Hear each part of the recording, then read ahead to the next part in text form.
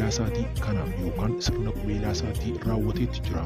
Faarfataan Solomoon Alamuus faarfattoota bebbeekamoo fi hojjettoota waaqayyoo garaagaraa affeeruun sirna cidha gaa'elaa isaatii kana kan geggeeffate yoo ta'u. Kana yookiis immoo guyyoota lama asitti maqa balleessiin obboleessa keenya faarfataa Solomoon Alamuu irratti akka gaggeeffamaa jiruu fi akka duulamaa jiru. Obboleessi keenya faarfataan Solomoon Alamuu cidha gaa'ela isaa fi qubeellaa isaa bakka hawwattoonni fi akkasumas namoonni biyya alaa dhufanii fi hoteela keessatti akka gaggeeffatee jedhee ololli sobaa ba'e.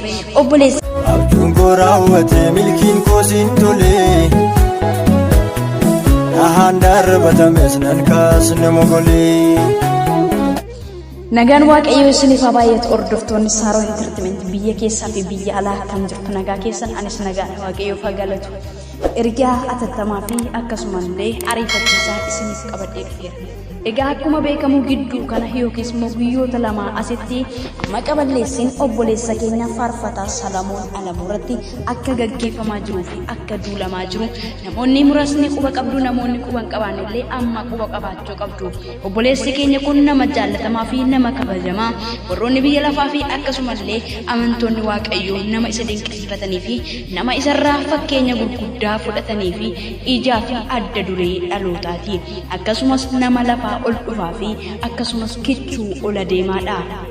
Obboleessi keenya kun bu'ee ba'ee hojii waaqayyoo hojjechuu fi hojii waaqayyoodhaaf yeroo miti osoo hin jedhin nama lafa kamittuu argamee hojii waaqayyoo hojjechuudhaaf dafqasaa bu'ee ba'ee xuruursee jiraataa jirudha.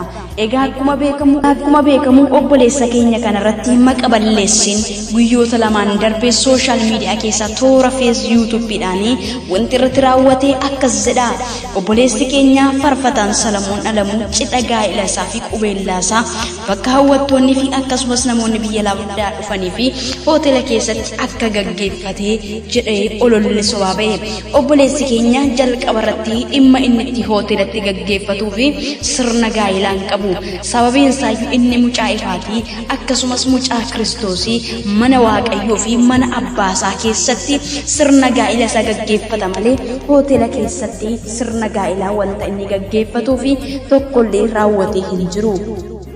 Haa ta'uyyuu malee obboleessi kunii fi obboleettiin kunii akkasumallee wanti isaa walitti dhufeenya waan tokko qabanillee tokko wanti ifoome tokkollee hin jiru. Akkasuma obboloonni keenya namoonni tokkollee Solomoon Alamuu kana keessaallee harkas hin qabu, hin beekullee, hin godhannellee. Akkasumallee obboleessi keenya Solomoon illee ani lakkii waan irratti duulamaa jirudha malee ani kana keessaa hin beekus quba hin qabus jedheera.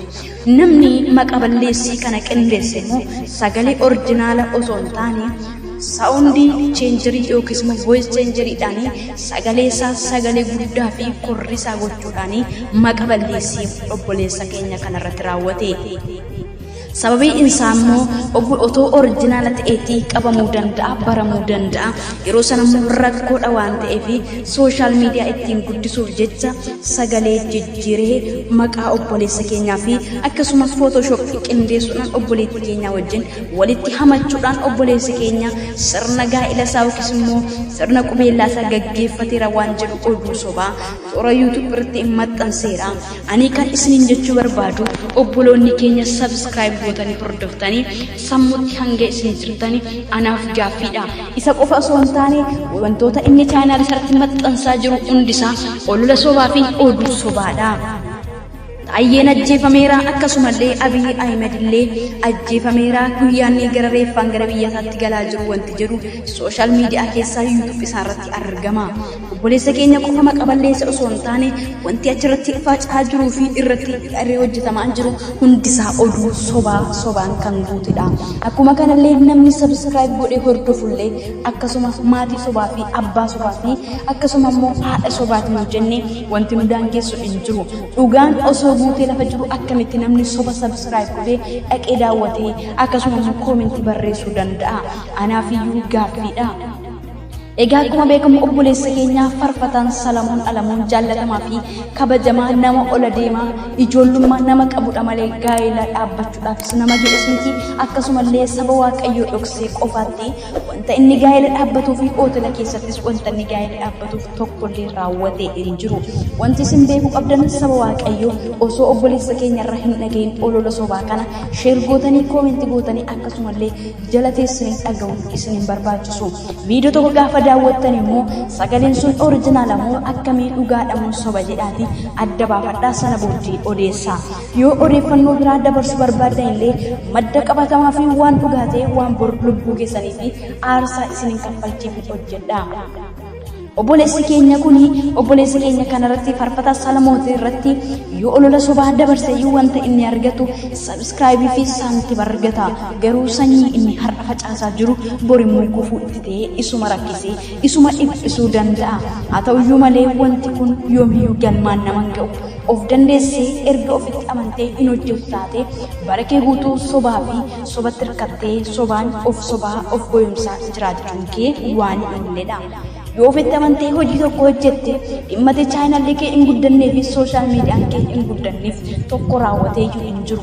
Maqaballeessi garuu viyuu miliyoona hedduu argachuu dandeessa. Guyyaa tokko garuu qabamtee tawaarra dartaa.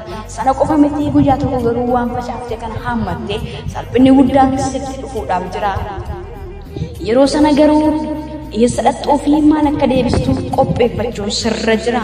Obboleessa kana dhoqqeetti dibuudhaaf kallattii hedduutiin akkuma beekamu faarfattoota amma jiran keessa namni hanga ammaa qubni isaas ta'e akkasumallee uffanni isaatti dhoqqeen maqaa isaatti illee hin dibamne Farfataa ola deemaa fi Kichuu Salamuun Alamuuti. Haa ta'uyyuu malee egaa kallattii kanaatiin maqaballeessi irratti duuluudhaan kana qopheeffatanii dhuftanis wanti isa duuba deebisu tokkollee raawwatu hin jiru. Obboleettiin keenya kunis ganaa heerumti abbaa manaa qabdii fi hin qabdus wanti isin beektan tokko hin jiru. Garuu gaafa fuutanii walitti hiitanii footoshooppiidhaan sooshaal miidiyaa irra gootan xiqqoo ishee sammuun isinitti jira jedhame yoo nama yaachise baay'ee afaan nama qabachiisa.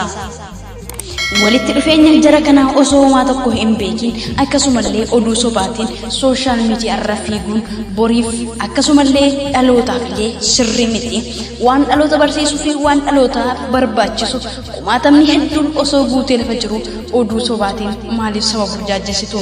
Egaa saba Waaqayyoo wanti isin beekuu qabdan obboleessi keenya jaallatamaa fi kabajamaan Farfataan Salamuun Alamuu wanta sirna gaa'elaa gaggeeffate tokkollee akka hin qabamne maqaballeessii fi duulaa fi sooshaal miidiyaa guddisuudhaaf wanta isaan maqaa isaatiin daldalamaa fi gaggeeffamaa akka jiru ta'uusaa hubachuun isinirra jiraata. Olola sobaa kanaatiin maaliif nu dhoksee osoo nutti himiin sirna gaa'ela isaa qubeella isaa gaggeeffate jettanii wanti isin burjaajoftan tokkollee hin jiru.